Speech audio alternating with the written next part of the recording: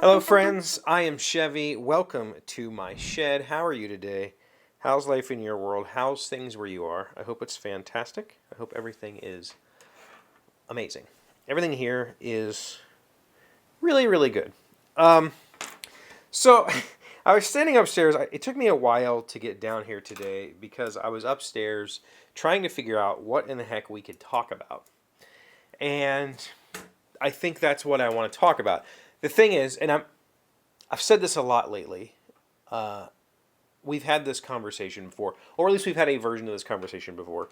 But I feel like every time we have this conversation, I inch slightly closer to some sort of understanding, or maybe if it's something I can't understand, maybe there's at least some gained perspective. But the last 3 weeks of my life were solely dedicated to solving or passing this exam and being a parent. Like, that's all I've done for 3 straight weeks.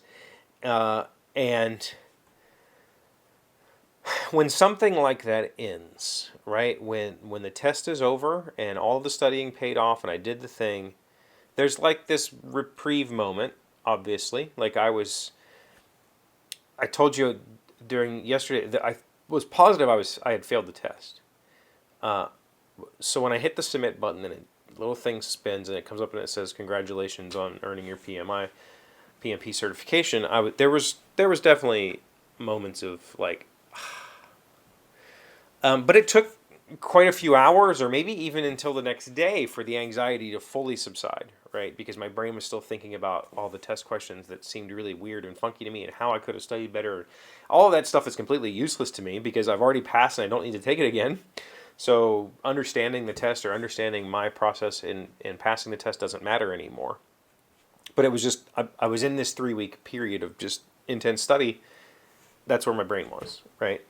But after that, so after that part is over, there's this like loss, right? There's this like, well, now what?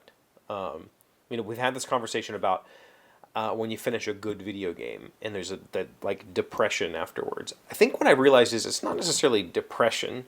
It's just a lull. It's like, okay, well, now what? Like, what do I focus my time on now? And I've had a very hard time figuring that out. Obviously, work.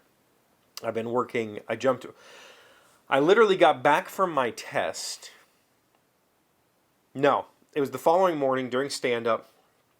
I was trying to figure out, going through the inbox and all that stuff. And we discovered there was a problem that needed addressed quickly. And no, it was the day after it was the day I took the test. We discovered a problem with an application that I haven't been supporting for a while, and I needed to support it. I needed to figure out the solution. So I immediately jumped into that and started trying to figure that out. And I've been working on that pretty steadily, and I figured it out this morning. And now so I'm just picking up tasks from the backlog again. But there's still this, like, shouldn't I be, like, now what? I've been sitting on the couch picking locks, when I take breaks or whatever. But I have this intense, like, I don't know what to do right now. Because for the past few weeks, it's been I've got a book to read, or I've got a video to watch, or I've got a practice test to take. And when that's all over and you're like,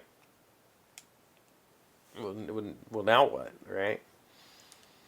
I don't know how to solve that. I have been slowly working towards something with the upcoming company.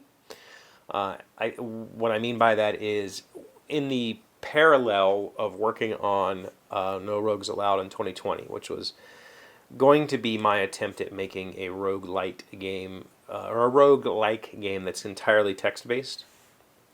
In the process of working toward that, I inadvertently rewrote my take on a routing framework for PHP.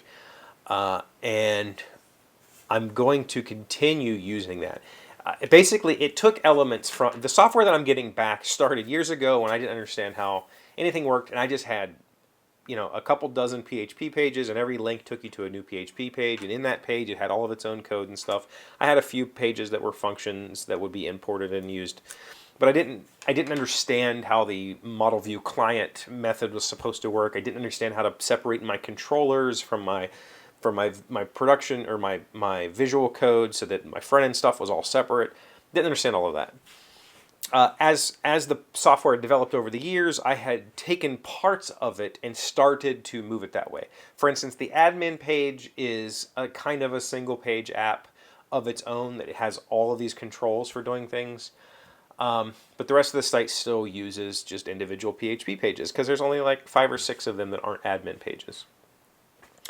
I took all of that on my next project and I turned all of that into a new kind of sort of framework, and then I took all of that and I've kept reusing it. Well, when the No Rogues Allowed project happened, and I started introducing class structure, and I started trying to introduce a little bit more database automation, that sort of stuff, I ended up kind of developing a little super lightweight framework.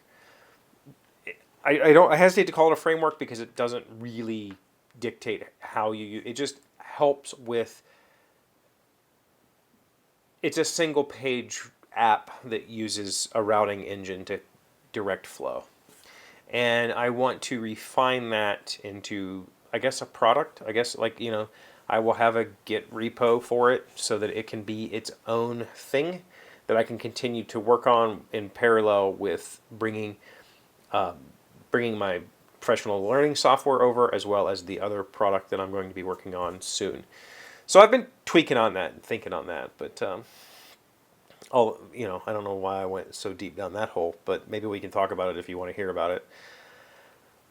I've just been kind of at a little bit of a loss. Em and I played, we've been playing Tiny Tina's lately.